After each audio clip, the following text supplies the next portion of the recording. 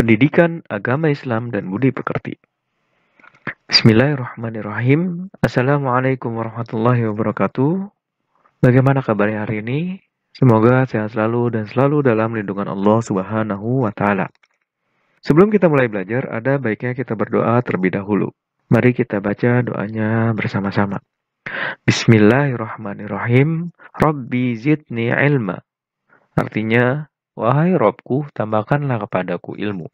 Selanjutnya, raditu billahi robba, wabil islami dina, wabi Muhammadin sallallahu alaihi wasallam nabiyya. Artinya, aku ridho Allah sebagai Rob, Islam sebagai agama, dan Muhammad sallallahu alaihi wasallam sebagai nabi.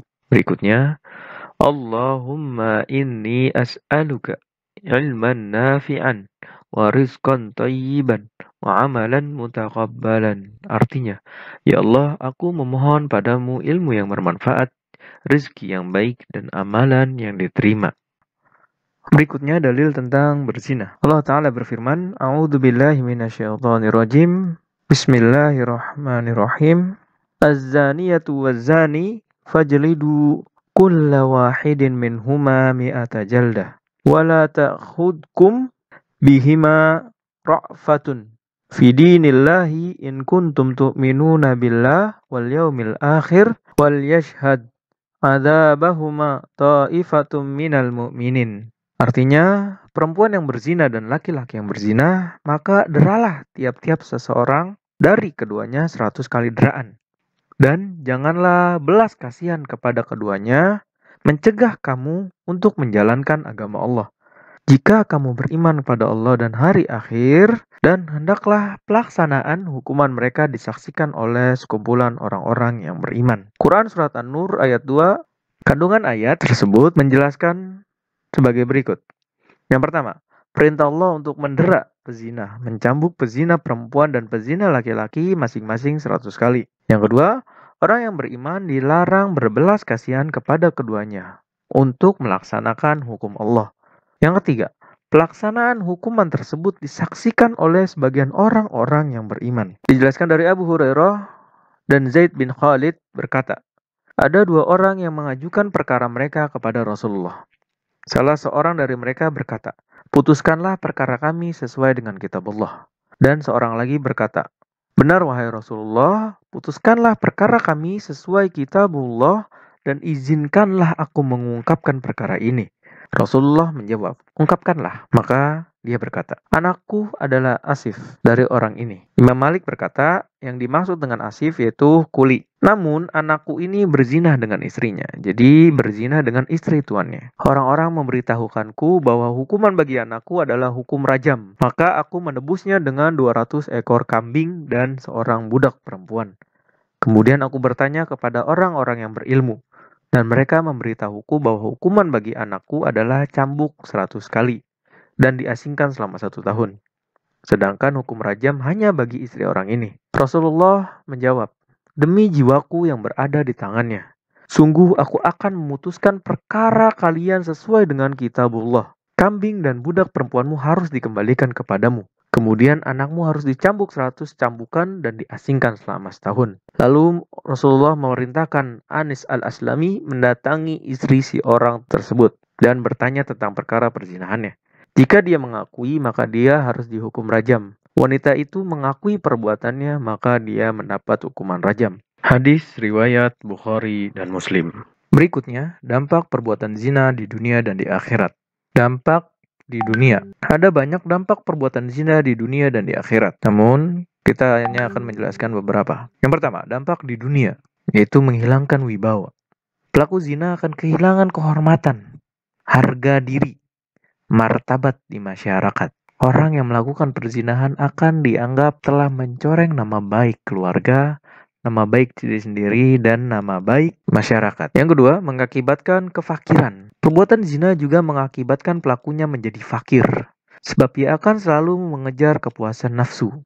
Jadi dia akan selalu menghamburkan uangnya, akan selalu menghabiskan uangnya untuk mengejar nafsunya. Berikutnya, menyebabkan tersebarnya penyakit. Perbuatan zina tersebut juga akan mengakibatkan tersebarnya penyakit yang belum bisa disembuhkan. seperti HIV, AIDS. Jadi penyakit-penyakit ini yang belum bisa disembuhkan, yang disebabkan salah satunya yaitu oleh zina. Berikutnya, zina merusak nasab. Perzinahan akan membuat nasab atau garis keturunan menjadi rusak karena ketidakjelasan nasab. Jadi, ketika berzina, nasab yang dikandung oleh bayi hasil perzinahan tersebut tidak jelas siapa bapaknya dan seterusnya. Berikutnya, zina menggelapkan hati dan menghilangkan cahayanya. Karena zina adalah maksiat, maka akan mengotori, menggelapkan hatinya setitik demi setitik dan menghilangkan cahayanya. Bahkan orang yang sudah gelap hatinya akan sulit untuk menerima kebenaran dan akan selalu condong kepada kemaksiatan. Selanjutnya, dampak yang akan diberikan di akhirat. Yang pertama, mendapat murka dari Allah Subhanahu wa taala. Perbuatan zina merupakan salah satu dosa besar, sehingga para pelakunya akan mendapatkan murka dari Allah kelak di hari akhirat. Yang kedua, hisab yang jelek, banyak dosa. Pada saat hari perhitungan amal, yaitu yaumul hisab, para pelaku zina akan menyesal karena mereka akan diperlihatkan betapa besarnya dosa akibat perzinahan yang dilakukan semasa hidup di dunia. Jadi ketika semua manusia berkumpul dan akan dinampakkan hal yang telah kita lakukan selama di dunia, baik yang buruk maupun yang baik. Yang ketiga, siksaan di neraka. Para pelaku zina akan mendapat siksaan yang berat dan hina kelak di neraka. Berikutnya, anggota tubuh menjadi saksi atas apa yang telah dikerjakan. Anggota tubuh seperti tangan, kaki, kulit, telinga, mata, dan lisan akan memberikan persaksian terhadap apa yang telah dikerjakan. Jadi di saat itulah, di saat yaumul hisab itu, kita tidak bisa menyembunyikan dosa-dosa kita. Karena Allah melihat semua. Bahkan dijelaskan dalam hadis, Nabi SAW bersabda, tidak akan melangkah satu langkah kaki anak Adam kecuali akan ditanya tentang amalnya, tentang hartanya, tentang umurnya, dan lain sebagainya. Au kama qala. Allah Azza wa Jalla berfirman, yang artinya, pada hari ketika lidah, tangan dan kaki mereka menjadi saksi atas mereka terhadap yang dahulu mereka kerjakan. Quran Surat An-Nur. Selanjutnya, menerapkan perilaku mulia dengan cara menjaga pergaulan yang sehat. Beruntunglah para pemuda dan remaja yang dapat menjaga pergaulan sesuai dengan ajaran Islam. Islam mengajarkan pergaulan yang sehat, bernilai positif, dan mengandung manfaat. Bahkan, Rasulullah SAW bersabda, seseorang itu tergantung pada agama temannya.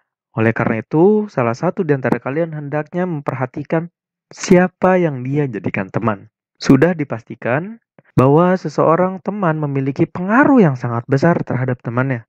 Teman bisa mempengaruhi agama, pandangan hidup, kebiasaan, dan sifat-sifat seseorang. Syekh Abdul Muhsin Al-Qasim berkata, sifat manusia adalah cepat terpengaruh dengan teman pergaulannya. Manusia saja bisa terpengaruh, bahkan dengan seekor binatang ternak. Berikutnya, menjaga aurat. Aurat merupakan bagian dari tubuh yang harus dilindungi dan ditutupi agar terjaga dari pandangan lawan jenis. Yang ketiga, menjaga pandangan. Pandangan laki-laki terhadap perempuan atau sebaliknya termasuk celah bagi setan melancarkan strategi untuk menggodanya.